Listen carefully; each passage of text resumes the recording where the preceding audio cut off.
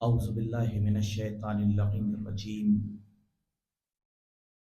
بسم اللہ الرحمن الرحیم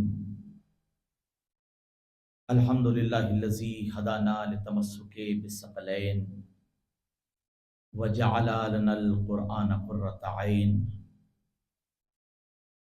رب المشرقین والمغربین والصلاۃ والسلام علی مولانا و مولا الثقلین صاحب قاب قوسین جد الحسن والحسین ابی القاسم محمد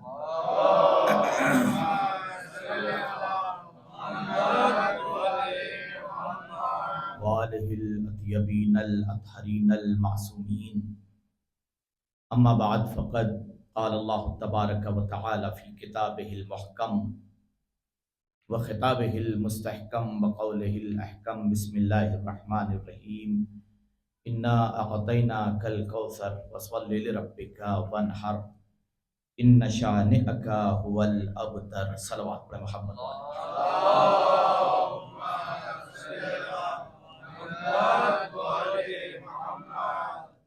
سامعین محترم، قرآن کے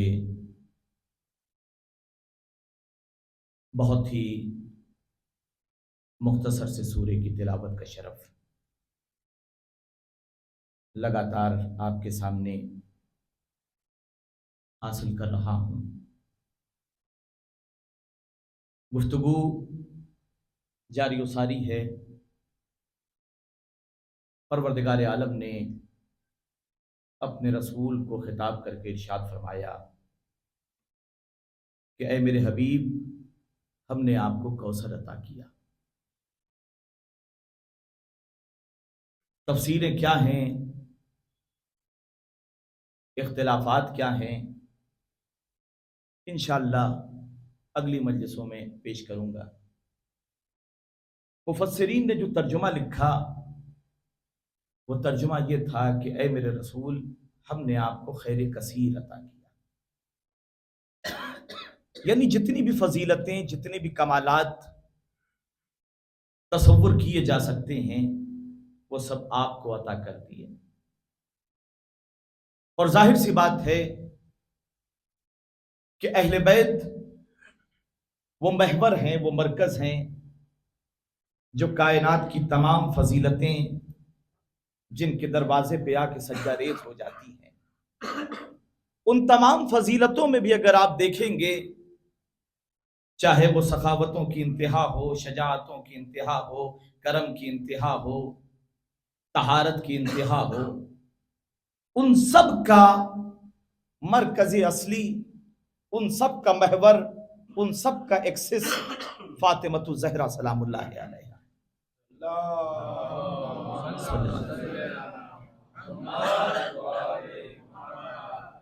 میرے رسول نے اپنی 23 سالہ تبلیغی زندگی میں اگر آپ دیکھیں تو حیات انسانی کے کسی بھی شعبے کو تشنا نہیں چھوڑا، بلکہ زندگی کے سارے اصول، زندگی کے سارے ضابطے اپنی 23 سالہ زندگی میں رسول نے بیان کر دیے۔ علماء نے قلم بند کیا، ہزاروں صفحات لکھے گئے، نہ جانے کتنی کتابیں۔ یہ ہمارا فخر ہے کہ دنیا کے کسی مذہب کے پاس اتنی کتابیں نہیں ہیں جتنی مذہب اسلام کے دامن میں ہیں۔ ہزاروں لاکھوں صفحات رسول کی اس 23 سالہ زندگی کی تشریح میں، توجیہ میں، اس کو بیان کرنے کے لیے لکھ دیے گئے۔ دنیا کی کسی مذہب کے پاس، چاہے وہ یہودیت ہو، چاہے وہ نصرانیت ہو، اتنی کتابیں مذہب کی نہیں ہیں۔ لیکن یہ بھی ایک المیہ ہے کہ ان کے پاس کتابیں نہیں ہیں مگر وہ پڑھتے ہیں۔ ہمارے پاس کتابیں ہیں مگر ہم کتاب اٹھا کے دیکھتے نہیں۔ لیکن اگر 23 سالہ رسول کی زندگی کا خلاصہ کیا جائے تو احکام خمسہ، بڑی توجہ کیجیے گا، اگر سمیٹ کے بات کی جائے کہ میرے رسول نے 23 سالہ زندگی میں کیا عطا کیا، تو وہ 5 احکام ہوتے ہیں۔ وہ 5 احکام کیا ہیں آپ بہتر جانتے ہیں۔ واجب ہے، حرام ہے، مباح ہے، मुस्तहब है, मकरूह है। इन सब की तशरीहात आप मौलाना से सुनते रहते हैं और बेहतर जानते हैं। और इनको भी अगर समेटा जाए तो एक जुमला बनेगा, रसूल की 23 साल तबलीगी जिंदगी का नतीजा अहकाम खमसा। और इन सब को भी अगर एक जुमले में समेटा जाए तो सिर्फ एक जुमला बनेगा, मोहम्मद की आवाज पे लब्बैक कहना। जहां बुलाया वहां हाजिर हो जाओ, जिस दर पे बुलाया उस दर पे आ जाओ, जहां से हटाया वहां से हट जाओ। आप ये देखिए, इस्लामी अहकाम जो हमारे मराजे पेश करते हैं, कुरान की 6236 आयत। कितनी आयतें? 6236 आयत कुरान की। इनमें कमो बेश 500 आयतें ऐसी हैं, कमो बेश 500 आयत ऐसी हैं जिनसे अहकाम लिया जाता है, जिनसे इस्तिंबात होता है, जिनसे मसाइल को एब्स्ट्रैक्ट किया जाता है। ये कौन करता है? ये 500 आयतें जो हैं कुरान की, कमो बेश 500 आयतें हैं। 6666 भी बयान किया जाता है, या 6236 वाला आंकड़ा जो है वो ज्यादा मोतबर है। तो 6236 आयतों में से सिर्फ 500 आयतें ऐसी हैं कि जिनसे मराजे इस्तिंबात करते हैं अहकाम का। ये जो कवानीन हमें मिलते हैं, ये जो मसाइल हमें मिलते हैं, इससे मराजे इस्तिंबात करते हैं। इस्तिंबात किसे कहते हैं? बड़ी तवज्जो कीजिए, इस्तिंबात किसे कहते हैं? आप लफ्ज़ सुनते रहते होंगे, इस्तिंबात करते हैं, इस्तिंबात करते हैं। अच्छा, कमाल की बात है, आज के जमाने में जिन्हें इस्तिंबात का इमला लिखना नहीं आता वो मराजे पे एतराज करने के लिए खड़े हो जाते हैं। जिन्हें इस्तिंबात का इमला, इस्तिंबात का रूट वर्ड है नून बे तो इजरा। ये सख्त गुफ्तगू, चूंकि ये सिर्फ मजलिस नहीं है, एक मदरसा भी होता है, ये एक स्कूल है। अच्छा, कमाल का स्कूल है। आप दुनिया के किसी स्कूल में चले जाइए, अगर आपका ग्राफ उससे डाउन है या अप है तो आपको कुछ समझ में नहीं आएगा। मिसाल के तौर पर केजी के स्टूडेंट को 10th की क्लास में भेज दीजिए, कुछ नहीं समझ में आएगा उसे। 10th के बच्चे को ग्रेजुएशन की क्लास में भेज दीजिए, उसे कुछ नहीं समझ में आएगा। मगर ये मजालिसे अज़ा का सदका है कि जिस तरीके से पढ़ा लिखा समझता है उसी तरीके से कम पढ़ा लिखा समझता है, जिस तरीके से बच्चा समझता है उसी तरीके से बुजुर्ग समझता है। तो इस्तिंबात का रूट वर्ड है नून बे तोए। नबता, नबता के माना है जमीन खोद के पानी निकालना। बड़ी तवज्जो कीजिए। अब उसके बाद दो अहकाम निकलते हैं इन 500 कम बेश 500 आयात से। 500 आयात से दो तरह के अहकाम निकलते हैं। एक को कहते हैं, तो गुफ्तगू थोड़ी सख्त है लेकिन तवज्जो कर लीजिएगा, अहकाम तकवीनिया, और एक को कहते हैं अहकाम तशरीइया। अहकाम तकवीनिया क्या है और अहकाम तशरीइया क्या है? दो तरह के अहकाम, शायद ये बातें याद रह जाएं। अहकाम तकवीनिया और अहकाम तशरीइया। अहकाम तशरीइया वो हैं जो शरीयत के अहकाम हैं, जिनका ताल्लुक आपसे है। यानी खुदा ये चाहता है कि हमने तुम्हें ये हुक्म दिया है जिसका ताल्लुक तुमसे है, अगर तुम करो तो बेहतर है, न करो तो हमें कोई फर्क नहीं पड़ने वाला है। बड़ी तवज्जो, ये शरीयत के अहकाम है, इन्हें अहकाम तशरीई कहते हैं।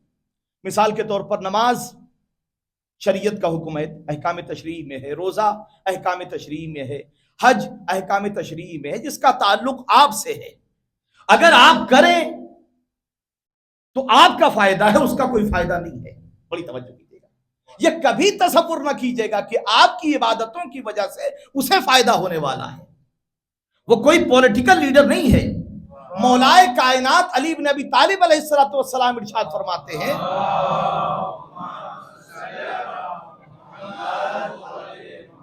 कि खलक़ल इबादा इस्तग़नाहु अन इबादते।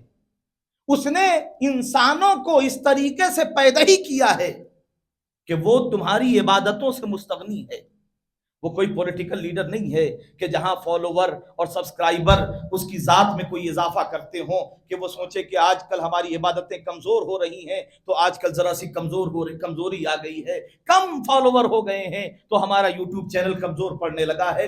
آپ کی عبادتوں سے اسے کوئی فرق نہیں پڑنے والا۔ یہ آپ کے رکوع، یہ آپ کے سجود، یہ آپ کا قنوت، یہ آپ کا قیام، یہ آپ کا قعود آپ کے مرتبے کو بلند کرتا ہے، اسے کوئی فرق نہیں پڑتا۔ تو احکام تشریعیہ وہ ہیں کہ جن کی بنیاد پر آپ اپنے اسٹیٹس کو بلند کرتے ہیں، آپ اپنے مرتبے کو بلند کرتے ہیں، یعنی اس میں آپ کا تعلق ہے، ان احکام میں آپ کا تعلق ہے۔ اگر آپ کریں تو بہتر ہے، نہ کریں تو اسے کوئی فرق نہیں پڑتا۔ لیکن احکام تکوینیہ، یعنی یہ جو کائنات کا کنسٹرکٹیو سسٹم ہے، سپورٹیو سسٹم ہے، اسے کہتے ہیں احکام تکوینیہ۔ اس میں وہ حکم دیتا ہے، آپ کو اچھا لگے یا نہ لگے کوئی فرق نہیں پڑنے والا ہے۔ بڑی توجہ دیجیے گا، وہ حکم دے رہا ہے احکام تکوینی، اس نے آپ کو بتا دیا، یہ تو اس کا کرم تھا کہ اس نے آپ کو بتا دیا، ورنہ آپ کچھ نہیں کر سکتے، آپ کا کوئی تعلق نہیں ہے۔ تو احکام تشریعی کیا ہے؟ نماز پڑھو۔ احکام تشریعی کیا ہے؟ روزہ رکھو۔ احکام تشریعی کیا ہے؟ حج کرو۔ احکام تشریعی کیا ہے؟ زکوٰۃ دو۔ اور احکام تکوینی کیا ہے؟ احکام تکوینی میں آپ کا اختیار نہیں ہے، احکام تکوینی ہے انی جاعل فی الارض خلیفہ، میں زمین پہ خلیفہ بنانے والا ہوں، تمہیں اچھا لگے یا نہ لگے،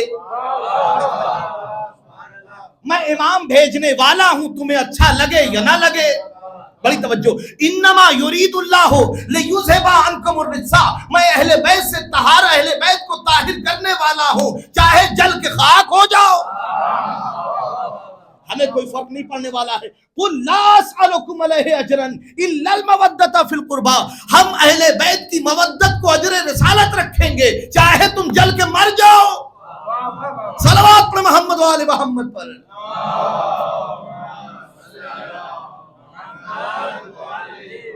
تو اس نے احکام تکوینیہ رکھے ہیں، اس میں آپ کا کوئی اختیار نہیں ہے، کوئی آپ کا کام، کوئی دال گلنے والی نہیں ہے، اس نے طے کر دیا انما یرید اللہ لیذھب عنکم الرجس اہل البیت ویطہرکم تطہیرا۔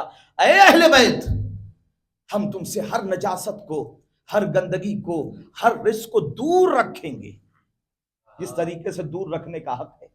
اچھا، کمال کا مفتی بھی ہے، آپ یہ دیکھیں کتنی باریکیاں، جنہیں امی کا صرف ایک معنی سمجھ میں آتا ہے، وہ قرآن میں نہ جانے کتنے معنی تلاش کرنے لگتے ہیں، حروف کے کتنے معنی تلاش۔ صاحب یہ تو مضارع ہے، یرید اللہ، اللہ ارادہ کرے گا، پتہ نہیں پاک کیا یا نہیں کیا۔ بڑی توجہ بھی ہے، تو اللہ ارادہ کرے گا نا۔ امام سجاد نے اپنی دعا میں ارشاد فرمایا امرہ ماضٍ، کہ جب وہ ارادہ کر لیتا ہے تو وہ پاسٹ بن جاتا ہے، وہ ماضی بن جاتا ہے، یعنی جیسے ہی اس نے ارادہ کیا وہ پاک ہو گئے۔ اور جب قرآن کا ایک کمال یہ ہے کہ قرآن کی ایک آیت اپنی دوسری آیت کی تفسیر کرتی ہے۔ ایک جگہ تو قرآن نے کہا انما یرید اللہ لیذھب عنکم الرجس، اللہ کا یہ ارادہ ہے کہ اہل بیت تم سے نجاستوں کو دور رکھے، تمہیں پاک رکھے، جو پاک کرنے کا حق ہے۔ تو قرآن نے کہیں جواب دیا، آئیے اٹھائیے سورہ واقعہ، انہ لقرآن کریم فی کتاب مکنون لا یمسہ الا المطہرون، کہ بے شک یہ قرآن کریم ہے، فی کتاب مکنون، اس قرآن کو ہم نے کتاب مکنون کے اندر رکھ دیا ہے، لا یمسہ، اسے کوئی چھو نہیں سکتا مگر سوائے ان لوگوں کے جنہیں پاک کر دیا گیا ہے، جنہیں پاک کر دیا گیا ہے۔ بڑی توجہ، اس کا مطلب یہ ہے کہ کچھ ذوات مقدسہ ہیں کہ جنہیں پاک کیا گیا ہے، نجاست جن تک آ نہیں سکتی وہ اتنے پاکیزہ ہیں۔ اچھا یہ بتائیے، دیکھیے مطہرات کا وجود آپ سنتے رہتے ہوں گے مولانا سے جب مسائل بیان کرتے ہوں گے۔ مطہرات کیا ہیں؟ وہ چیزیں جو نجاستوں کو پاک کرتی ہیں انہیں کہتے ہیں مطہرات۔ اٹھائیے گا توضیح المسائل، دیکھیے گا ان کی تعداد کیا ہے۔ پانی کیا ہے؟ مطہر ہے، یعنی اگر آپ کا لباس نجس ہو جائے، کوئی جگہ نجس ہو جائے تو پانی سے لباس کو پاک کیا جا سکتا ہے۔ مٹی مطہرات میں ہے، اگر پاؤں کے تلے میں، جوتے کے تلے میں نجاست لگ جائے تو فقہی مسئلہ ہے کہ صاحب آپ زمین پر چلیے، جیسی نجاست دور ہوگی ازالے نجاست کے بعد جوتے کا تلا پاک ہو جائے گا۔ تو مطہرات کا کام کیا ہے؟ مطہرات کا کام یہ ہے کہ نجاستوں کو پاک کر دیں۔ لیکن کسی بھی مفتی سے جا کے پوچھئے، مطہرات کی پہلی شرط یہ ہے کہ خود پاک ہو۔ بڑی توجہ کیجیے گا، اگر پانی خود نجس ہو آپ لاکھ غسل کرتے رہیے پاک نہیں ہوں گے، آپ لاکھ لباس دھوتے رہیے، کیوں؟ کہ سب پانی خود نجس تھا، تو اب پاکیزگی نہیں آئے گی۔ جس زمین پر آپ نجاست لے کے چل رہے تھے وہ زمین خود نجس تھی، تو اب آپ کے جوتے کے تلے کو پاک نہیں کرے گی۔ تو اصول کیا بنا کہ جو پاک کر رہے ہوں وہ خود پاک ہوں۔ بڑی توجہ کیجیے گا۔ اچھا یہ تو جسمانی طہارت کا اصول ہے نا، یہ تو فزیکل طہارت کا اصول ہے۔ بھئی پروردگار عالم نے جسم انسانی کے دو کمپوننٹ رکھے ہیں، ایک جسم انسانی ہے، ایک روح انسانی ہے۔ تو جسم انسانی کو جو پاک کرے اس کا تو پاک ہونا ضروری ہے، اور جو روح کی تزکیے کے لیے آئے ہو، جو روح کو پاکیزہ کرنے کے لیے آئے ہو، بھئی کمال کی بات ہے۔ رسول کے آنے کا مقصد کیا تھا؟ قرآن نے کہا نا هو الذی بعث فی الامیین رسولا منہم یتلو علیہم آیاتہ ویزکیہم ویعلمہم الکتاب والحکمہ وان کانوا من قبل لفی ضلال مبین، کہ وہ وہی تو رسول ہے کہ جس نے جاہلوں میں ایک رسول بھیجا۔ یہ نہیں کہا کہ جاہل رسول بھیجا، جن کے درمیان آ رہا ہے وہ جاہل ہیں۔ وہ الذی بعث فی، کیوں بھیجا؟ یعلمہم الکتاب والحکمہ، کتاب و حکمت، ویزکیہم، ان کا تزکیہ نفس کرے گا، ان کے نفسوں کو پاک کرے گا۔ بڑی توجہ کیجیے گا، دنیا کے بڑے بڑے ڈاکٹرز آپ کی اوپن ہارٹ سرجری تو کر سکتے ہیں مگر آپ کے نفسوں کا تزکیہ نہیں کر سکتے، نفسوں کا تزکیہ نہیں کر سکتے۔ یہ کائنات کا رسول ہے جو نفسوں کو پاکیزہ کرتا ہے، اور وہ کیسا طبیب ہے، کیسا ڈاکٹر ہے، کیسا معالج ہے۔ آپ یہ دیکھیے جو ڈاکٹرز ہوتے ہیں، جو معالج ہوتے ہیں، وہ اپنا مطب کھول کے بیٹھ جاتے ہیں، اگر مریض آتا ہے تو اس کا علاج کرتے ہیں، مگر میرا رسول کیسا معالج تھا، کیسا طبیب تھا، کیسا ڈاکٹر تھا، اس کے لیے مولا کائنات علی ابن ابی طالب علیہ السلام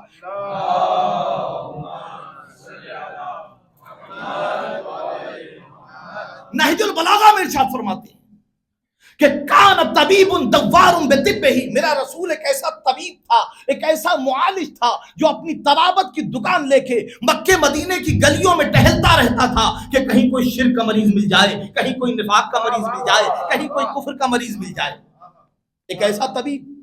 تو رسول نے 23 سالہ زندگی میں نفاق کے مرض کو ختم نہیں کیا، شرک کے مرض کو ختم نہیں کیا۔ اپنی 23 سالہ زندگی میں رسول نے نفاق کے مرض کو ختم کیا، شرک کے مرض کو ختم کیا، حسد کے مرض کو ختم کیا۔ جب رسول جا رہے تھے تو رسول شرک ختم کر چکے تھے، کفر ختم کر چکے تھے، مگر کیا بیماریاں پلٹی نہیں؟ بڑی توجہ، میں کہاں لے جانا چاہ رہا ہوں، بیماریاں پلٹی۔ ہوتا کیا ہے؟ دیکھیں ہم کبھی کبھی بیمار ہوتے ہیں، پہلے تو ہم کوشش کرتے ہیں کہ گھریلو نسخے کے ذریعے اپنے آپ کو ٹھیک کر لیں، لیکن جب زیادہ طبیعت خراب ہو جاتی ہے تو پھر ڈاکٹر کے پاس لے جایا جاتا ہے۔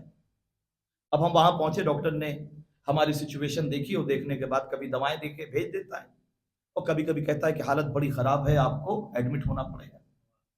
کچھ چیک اپس لکھتا ہے، رپورٹس آتی ہیں، اس کے بعد کہتا ہے کہ صاحب 4 دن 10 دن 8 دن واٹ ایور آپ کو ایڈمٹ ہونا پڑے گا۔ بڑی توجہ دیجیے۔ اچھا اب کیا ہوتا ہے جب ہم ٹھیک ہونے لگتے ہیں تو کیا ہمیشہ کے لیے ڈاکٹر رکھ لیتا ہے؟ نہیں، جیسے ہی حالات میں سدھار ہوتے ہیں ڈاکٹر کہتا ہے کہ اب آپ جائیے، گھر پہنچیے، میں کچھ دوائیں پرسکرائب کر رہا ہوں، اسے کھاتے رہیے گا۔ اب ہم نے کہا ڈاکٹر تو سب ایسے ہی دوائیں لکھ دیتے ہیں، ہم چونکہ تھوڑے ٹھیک ہو گئے تھے، اچھا محسوس کرنے لگے تھے، ڈاکٹر نے دوائیں دی تھی کہ صاحب دیکھیے اسے رات میں کھانا، اسے دن میں کھانا۔ ہم نے کہا ڈاکٹر تو ایسے ہی دوائیں لکھتے ہیں۔ کچھ دن کے بعد پھر طبیعت خراب ہوئی، بڑی توجہ کیجیے، پھر اٹھا کے لے جائے گئے، ڈاکٹر نے کہا ہونا نہیں چاہیے تھا ایسا، بیماری ریلیپس نہیں ہونا چاہیے تھی، پلٹنا نہیں چاہیے تھی، آپ دوبارہ بیمار کیسے ہوئے؟ کیا ہم نے جو دوائیں دی تھی آپ نے کھائیں یا نہ کھائیں؟ ہم نے کہا ڈاکٹر صاحب آپ نے 2 دوائیں دی تھی، ہم نے سوچا ایک ہی کافی ہے، تو اب مرض پلٹا، بڑی توجہ کیجیے گا، اب مرض پلٹا۔ اسی طریقے سے شرک کا علاج کرنے کے بعد، نفاق کا علاج کرنے کے بعد جب طبیب امت جانے لگا تو اس نے 2 دوائیں پرسکرائب کی، انی تارکن فیکم الثقلین، میں تمہارے درمیان 2 گراں قدر چیزیں چھوڑے جا رہا ہوں۔ امت نے کہا ایک کافی ہے، اب جو کہا ایک کافی ہے تو مرض پلٹا۔ کیسے پلٹا؟ کبھی القاعدہ کی صورت میں، کبھی آئیسس کی صورت میں، کبھی داعش کی صورت میں، کبھی لشکر یزید کی صورت میں۔ صلوات پر محمد و آل محمد۔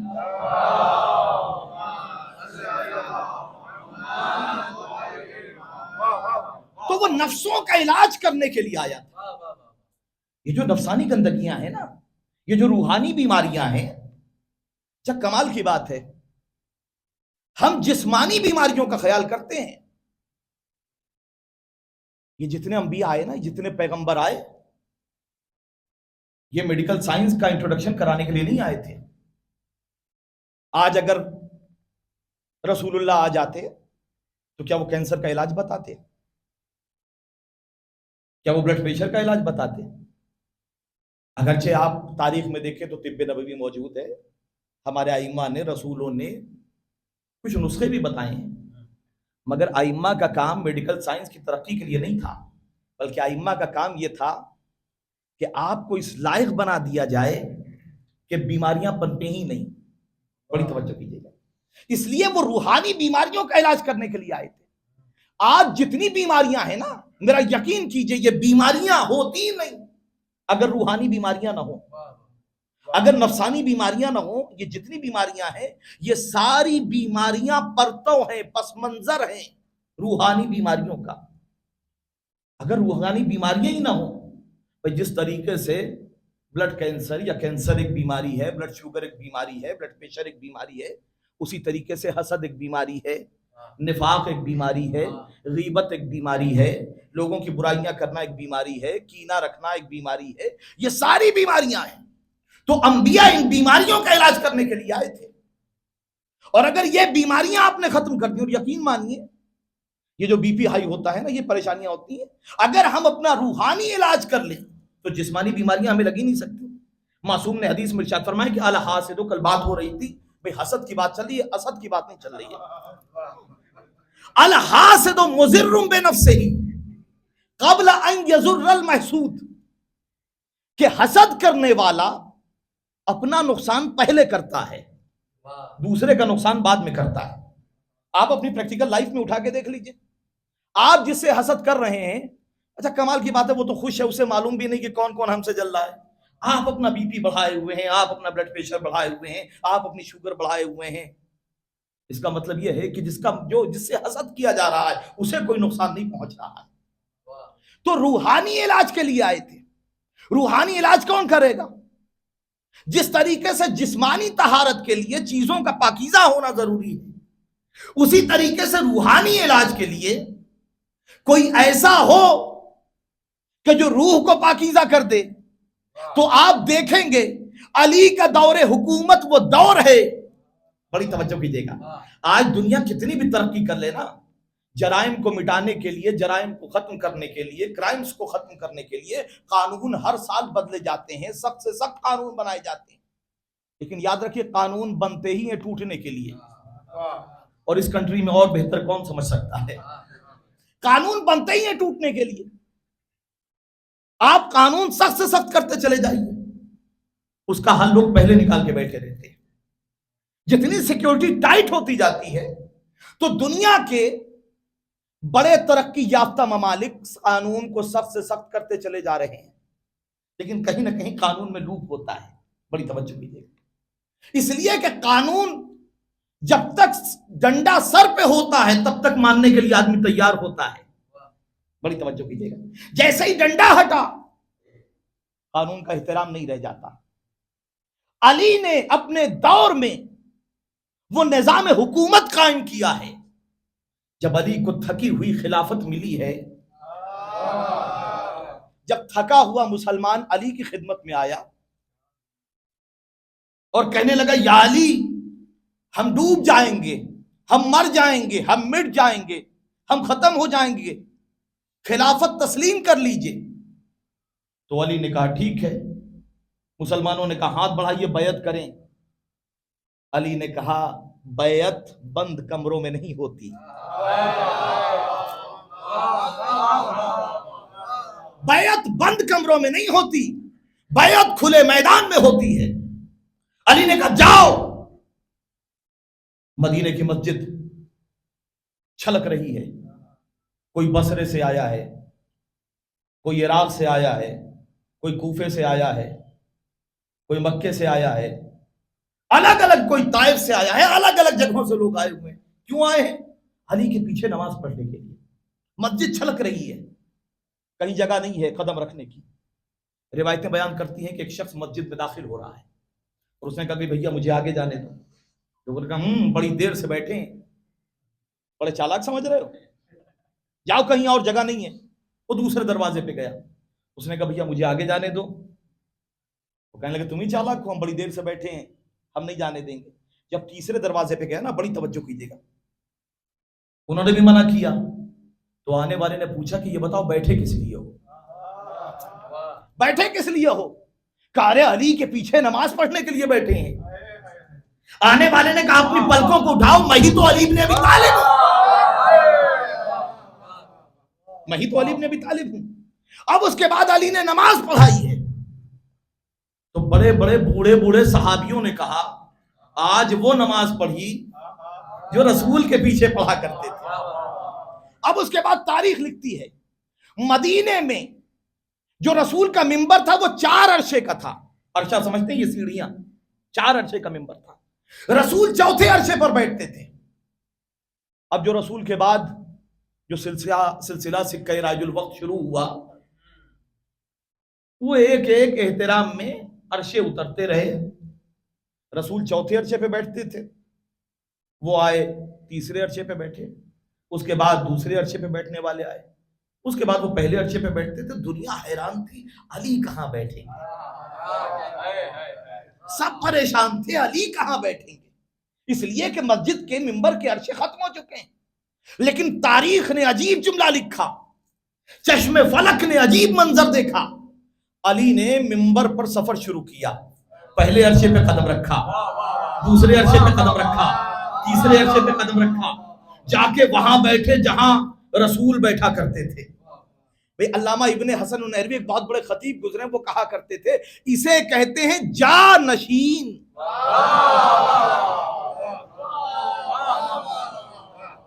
جا کے وہاں بیٹھے جہاں رسول بیٹھا کرتے تھے۔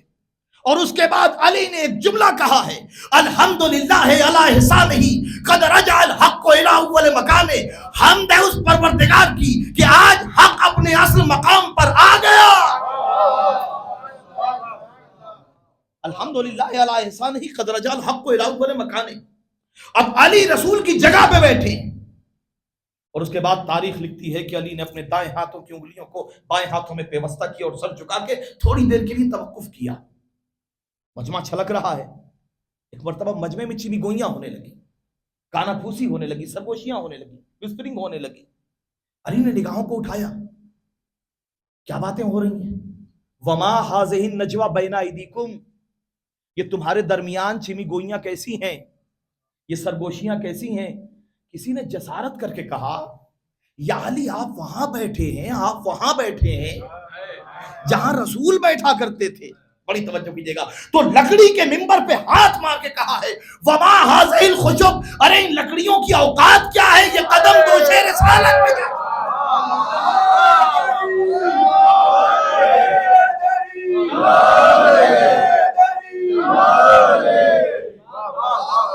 ان لکڑیوں کی اوقات کیا ہے، ان کی بساط کیا ہے، ان کی حیثیت کیا ہے، یہ قدم تو دوش رسالت پہ جا چکے ہیں۔ اور اس کے بعد علی نے نظام قائم کیا ہے، نظام تقوی۔ بھی میں نے بتایا نا کہ دنیا کے بہت ہی ڈیولپ ممالک کا کرائم ریٹ جا کے دیکھیے، کتنے بھی ترقی یافتہ ہوں، ساری دنیا پریشان ہے، کرائم ریٹ بڑھتا چلا جا رہا ہے، قانون مضبوط کیے جا رہے ہیں، قوانین سخت کیے جا رہے ہیں، قانون کی حفاظت کرنے والوں کو مجرموں کے پیچھے لگایا جاتا ہے۔ بڑی توجہ. لیکن علی نے اپنے دور میں وہ نظام تقوی قائم کیا ہے.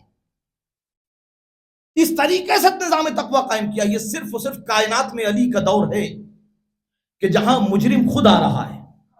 بڑی توجہ, تاریخ اٹھا کے دیکھیے گا, مجرم خود آ رہا ہے علی کے دور میں. کبھی کوئی عورت چلی آ رہی ہے, یا علی مجھے پاک کر دیجئے, یا علی مجھے پاک کر دیجئے. یہ کیا کیا ہے؟ یا علی گناہ سرزد ہو گیا, یا علی مجھے پاک کر دیجئے. کوئی پولیس پیچھے نہیں لگی ہے, کوئی قانون پیچھے نہیں دوڑ رہا ہے, مگر دور اتنا پاکیزہ ہے کہ آگے کیا کہہ رہی, یا علی مجھ سے خطا سرزد ہو گئی ہے, میں نے جرم کر لیا ہے, میں نے گناہ کر لیا ہے, مجھے پاک کر دیجئے. ارے کمال کی بات ہے, پاک ہونے کے لیے کسی نجس کے پاس نہیں گئی, جو صاحب تطہیر تھا اس کے پاس گئی. یا علی مجھے پاک کر دیجئے, یا علی مجھے پاک کر دیجئے. اور دیکھیے علی کا وہ دور ہے جہاں مجرم آ رہے ہیں, اس لیے کہ علی پاک کرنے والے ہیں, علی مطہر قلب و ابدان ہیں, علی مطہر نفوس ہیں, علی نفسوں کا تزکیہ کرنے والے ہیں. مجرم آ رہا ہے, آپ واقعات سنتے رہتے ہوں گے. اسود کون ہے تو امام کا چاہنے والا, مگر روایتیں بیان کرتی ہیں. ایک دن علی کی خدمت میں آ کے کہتا ہے, ممکن ہے آپ کا واقعہ کئی مرتبہ کا سنا ہو. اسود آ کے کہتا ہے, یا علی میں نے چوری کی ہے. علی کا چاہنے والا ہے, کہہ رہا ہے یا علی میں نے چوری کی ہے. علی نے کہا کوئی ثبوت؟ کمال کی بات ہے, بڑی توجہ کیجیے گا, کوئی ثبوت ہے؟ اس نے کہا مولا کوئی ثبوت نہیں, میں اقرار کر رہا ہوں میں نے چوری کی.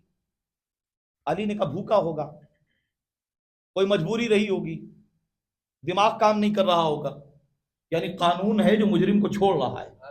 بڑی توجہ, جاؤ چلے جاؤ. اس نے کہا نہیں علی, نہیں میرے مولا, ہوش و حواس میں تھا, بھوکا بھی نہیں تھا, بس چوری ہو گئی. تو پھر چاہتا کیا ہے؟ کہا مجھے پاک کر دیجئے. بڑی توجہ کیجئے گا, مجھے پاک کر دیجئے. کہا کیوں پاک کر دوں؟ کہ اس لیے کہ جو کچھ ہے یہاں ہو وہاں نہ ہو, جو کچھ ہے یہاں ہو جائے وہاں نہ ہو. علی نے کہا تجھے معلوم ہے چوری کی سزا کیا ہے؟ انگلیاں کاٹی جاتی ہیں. اس نے کہا یا علی نہ معلوم ہوتا تو آتا نہیں. دن معین ہوا, علی کا چاہنے والا ہے. بڑی توجہ, جلاد بلایا گیا, اسود کی انگلیاں کٹیں, اور اس کے بعد روایت بیان کرتی ہاتھوں کو بلند کر کے مسجد سے باہر نکلا, علی کے فضائل پڑھتا ہوا چلا.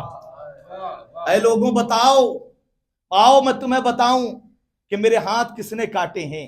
میرے ہاتھ اس نے کاٹے ہیں جو فاتح خیبر ہے, میرے ہاتھ اس نے کاٹے ہیں کہ جو شافع محشر ہے, میرے ہاتھ اس نے کاٹے ہیں جو حسنین کا بابا ہے, میرے ہاتھ اس نے کاٹے ہیں جو شمس الضحیٰ ہے, جو بدر الدجا ہے, جو شمس الضحیٰ ہے, جو شافع محشر ہے, جو حیدر لشکر شکن ہے, جو آب ایقاں ہے, جو باب زو ہے, جو تاب فلک ہے, جو داب زمین ہے, جو اوج بام دل نوازی ہے, جو موج بحر التفات ہے, جو بدر چرخ سرفروشی ہے, جو صدر بزم کائنات ہے, جو شمس الضحیٰ ہے, جو بدر الدجا ہے. میرے ہاتھ اس نے کاٹے ہیں. روایت کے جملے ہیں کہ کچھ دل جلے آئے اور آنے کے بعد کہنے لگے علی نے تمہارے ہاتھ کاٹے ہیں اور تم فضیلت بیان کر رہے ہو. کہ علی کا احسان ہے کہ علی نے مجھے پاک کر دیا. بڑی توجہ, لوگ آئے یا علی آپ نے تو اس کا ہاتھ کاٹا اور وہ آپ کے فضائل پڑھ رہا ہے. بڑی توجہ کیجیے گا, ابھی تک مجرم تھا نا, مگر ہے چاہنے والا. بڑی توجہ, مجرم ہے. فقہ اسلامی اٹھا کے دیکھیے گا, فقہ اسلامی یہ ہے کہ اگر اسلامی حد کسی پر جاری ہو جائے تو شریعت میں وہ قابل اعتبار نہیں ہوتا. بڑی توجہ کیجیے گا, اس کی گواہی بھی قابل قبول نہیں ہوتی. یعنی شریعت اسلامیہ نے کہا کہ اگر حد اسلامی جاری ہو جائے تو پھر اس کا اعتبار نہیں ہوتا. یہ ہے شریعت. علی نے کیا کہا؟ حسنین سے کہا جاؤ اپنے چچا کو لے کے آؤ. نہیں پہنچے میں کہاں لے جانا, جاؤ اپنے چچا کو لے کے آؤ. اب سمجھے شریعت جسے ذلیل کرتی ہے محبت اہل بیت کتنی بلندی میں پہنچا دیتی ہے, محبت اہل بیت کتنی بلندی میں پہنچاتی ہے. اسود آیا, علی نے پوچھا اسود برائی نہیں کرتا. اسود نے کہا مولا میں اس دن مر نہ جاؤں جس دن میرے لبوں سے آپ کے لیے آپ کی شان میں گستاخی. روایت کے جملے, علی نے کہا انگلیاں لائی جائیں, میں ہاتھوں کو جوڑ کے عرض کروں گا یا علی اگر جوڑنا ہی تھی تو کاٹنا نہیں چاہیے تھا، اور اگر کاٹنا تھی تو پھر جوڑنا نہیں چاہیے تھا. بڑی توجہ کیجیے گا. اگر کاٹ دی تھی تو جوڑنا نہیں چاہیے تھا. علی کہیں گے یہی تو بتانا چاہتا ہوں، وہ شریعت کا تقاضا تھا، یہ محبت کا تقاضا ہے. صلوات پڑھ محمد وآل محمد پر.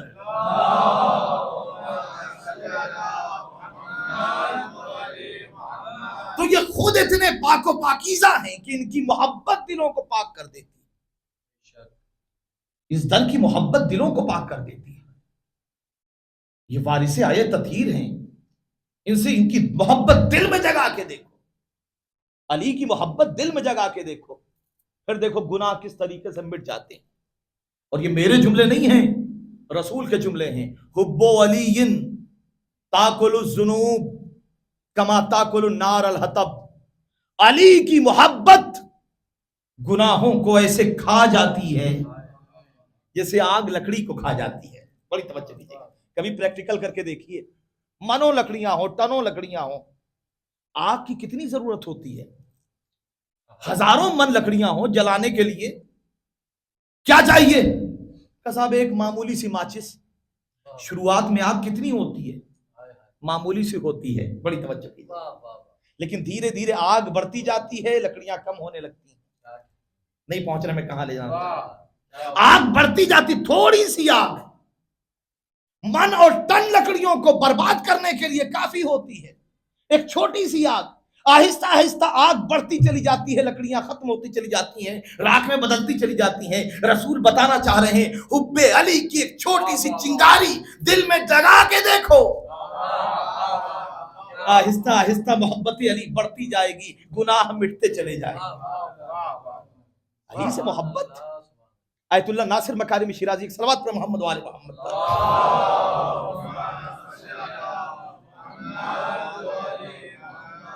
آیت اللہ ناصر مکارم شیرازی بہت ہی بڑے مرجع ہیں، بہت مستند مرجع ہیں، ہزاروں کتابیں لکھی.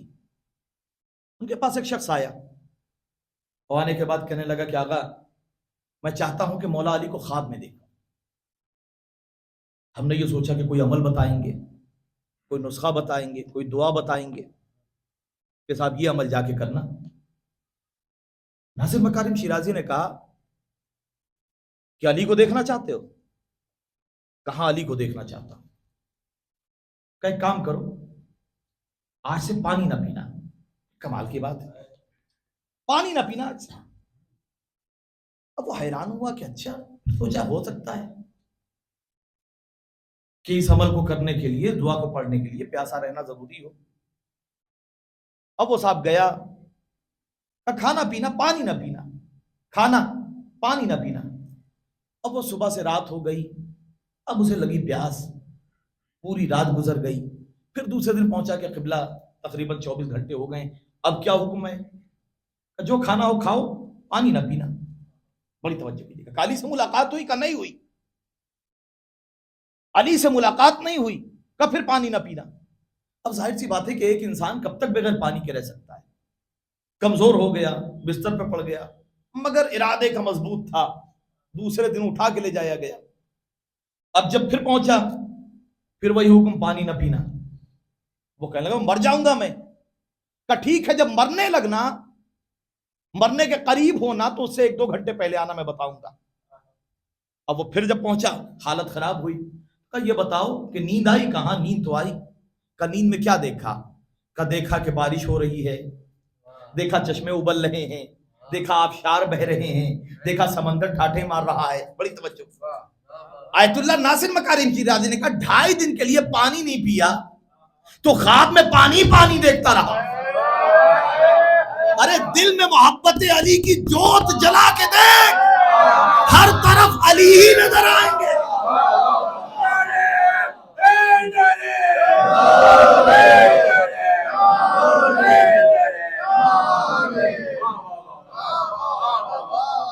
دل میں محبت علی کی جوت جلا کے دیکھ، پھر دیکھ ہر طرف تجھے علی علی نظر آئیں گے. محبت علی، علی خود تجھ سے ملنے آئیں گے. کمال ہے ان کی محبت، گناہوں کو کھا جاتی ہے. یہ وہ در ہے کہ معصوم نے ارشاد فرمایا کہ شاید شاید شاید بڑی توجہ کیجیے. معصوم فرماتے ہیں کہ اگر پروردگار ہم سے نفرت کا حکم دیتا تب بھی اتنے مظالم ہم پر نہ ہوتے جتنا ہماری محبت کی بنیاد پر ہم پر مظالم ہوئے. یہ صرف اور صرف محبت اہل بیت کا حکم تھا کہ جسے امت نے دشمنی کی صورت میں ادا کیا، ورنہ وہ در جس پر رسول سلام کرنے کے لیے آتے ہوں، السلام علیکم یا اہل بیت النبوہ، اے نبوت کے گھر والوں تم پر سلام ہو، لگاتار مسلسل رسول اس دروازے پر آگ و لکڑیاں جمع کر رہا ہے. کہ یہ تعزیت کا انداز ہے جو پیش کیا جا رہا ہے. رسول کی بیٹی پہ وہ مظالم ڈھائے جا رہے ہیں کہ رسول کی بیٹی مرثیہ پڑھ رہی ہے، صبت علی مصائب لو انہا صبت علی یا مسرنا لیا لے بابا، آپ کے بعد اتنی مصیبتیں پڑی، اتنی مصیبتیں پڑی. آپ تصور کر سکتے ہیں رسول کی بیٹی بقیع میں جاتی ہے اپنے چھوٹے چھوٹے بچوں کو لے کے.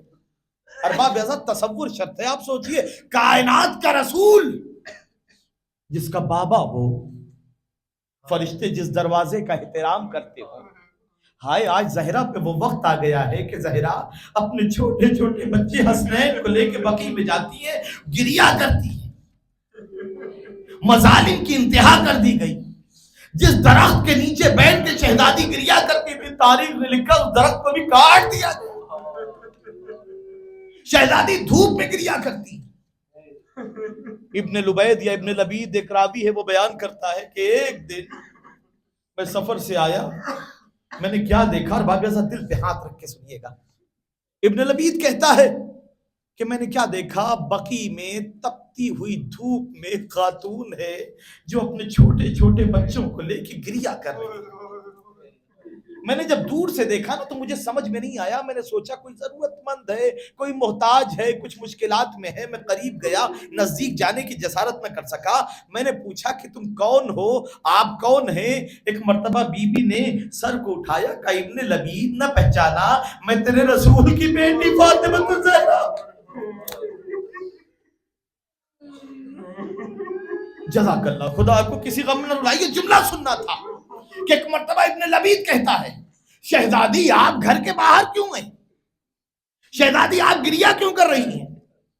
ایک مرتبہ شہزادی نے کہا ابن لبید تجھے معلوم نہیں ہے ہمارے اوپر کیا ستم ڈھائے گئے، ہمارے حق کو چھین لیا گیا، ہمارے حق کو چھین لیا گیا. ایک مرتبہ ابن لبید کہتا ہے بی بی اگر رسول اپنی زندگی کے آخری لمحے میں یہ فیصلہ کر کے جاتے نا تو بہتر رہتا، علی کو منتخب کر دیتے. روایت کے جملے، ایک مرتبہ زہرا تڑپ گئی اور زہرا نے تڑپ کے کہا نسیت غدیر قوم، اے ابن لبید کیا تو غدیر قوم کو بھول گیا؟ ابن لبید کیا تو غدیر خم کو بھول گیا؟ روایت کے جملے اس نے کہا کہ ہاں بی بی مجھے یاد تو ہے غدیر خم. تو علی کو قیام کرنا چاہیے. بی بی آپ کیوں نہیں گئی؟ آپ لوگوں کے دروازے پہ جاتی. ارباب ایسا یہ جملہ سن لیجئے گا. ایک مرتبہ بی بی تڑپ گئی، ابن لبید تجھے معلوم ہے رات کو میں اپنے چھوٹے چھوٹے بچوں کو لے کے 40 دروازے پہ گئی، لیکن ہر دروازے پہ دھتکار دی گئی. ہر دروازے پہ یہ کہہ کے مجھے بھیج دیا گیا اے فاطمہ تم نے دیر کر دی، اگر پہلے آتی تو کچھ ہو سکتا تھا، اگر پہلے آتی تو کچھ ہو سکتا تھا. ایک مرتبہ ابن لبید کہتا ہے بی بی جا کے علی سے کہیے نا تلوار اٹھائیں، ہم ساتھ کھڑے ہوں گے، 2-4 لوگ ہوں گے جو ساتھ کھڑے ہوں گے. ایک مرتبہ عجیب جملہ کہا، ہائے شہزادی کس طریقے سے علی کے حق کے لیے لڑ رہی تھی. ایک مرتبہ شہزادی نے کہا ابن لبید تجھے پتا نہیں ہے کہ مثل الامام مثل الکعبہ، ارے علی کی مثال کعبے کی طرح ہے، علی نہیں جائے گا، لوگ علی کے پاس آئیں گے، علی نہیں جائے گا. ارباب ذوق تصور کیجئے رسول کے دروازے پہ بنت رسول کے دروازے پہ آگ اور لکڑیاں جمع کی. ایک راوی ہے وہ کہتا ہے میں مدینے میں آیا، آنے کے بعد میں در بطول پہ گیا، فضہ زندہ تھی. میں نے فضہ سے ایک سوال کیا، فضہ ایک سوال کروں؟ अगर पूछूं बुरा ना मानोगी?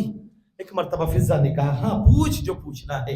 हिजाब लगा दिया गया, फिजा आके बैठी, रावी बैठा हुआ है, कागज कलम लेके तैयार हुआ, काजीब सवाल करने जा रहा हूँ फिजा, बड़ा एहसान होगा अगर जवाब दे दो। फिजा ने कहा कि हाँ पूछ। एक मर्तबा वो कहता है इतना बताओ, जब शहजादी के पहलू पर जलता हुआ दरवाजा गिरा तो सबसे पहले किसे पुकारा था? ये जुमला सुनना था कि एक मर्तबा फिजा बेहोश हो गई, रावी घबरा गया, हाथों को जोड़ने लगा, परवरदिगार मुझे माफ कर देना, रसूल की बेटी की कनीज को मैंने बेहोश कर दिया, अगर मुझे मालूम होता कि फिजा को इतना सदमा पहुंचेगा तो मैं ये सवाल नहीं करता। अरबाब एज़्ज़त फिजा को होश में लाया गया, रावी गिरिया करने लगा, हाथों को जोड़ लिया, अरे आप बिनते रसूल की कनीज है बीबी, मुझे माफ कर दीजिएगा, अगर मुझे पता होता कि आपको इस सवाल से इतनी तकलीफ होगी तो मैं सवाल न करता। तारीख लिखते एक मर्तबा फिजा ने कहा नहीं रावी बहुत अच्छा हुआ तूने पूछ लिया। अरे जब बीबी के पहलू पर चलता हुआ दरवाजा गिरा है ना, एक मर्तबा बीबी ने मुझे आवाज दी फिजा मुझे संभाल, मेरा मोहसिन शहीद हो गया, मेरी पसलियां टूट गई, लेकिन फिजा महला महला, फिजा जरा रुके, आहिस्ता आहिस्ता, कहीं अली को खबर ना हो जाए वरना अली बर्दाश्त न कर पाएंगे रसूल की बेटी की पसलियां। सयअलमुल्लज़ीन ज़लमू अय्युमुनक़लबि यनक़लिबून अला रसूलिल्लाह।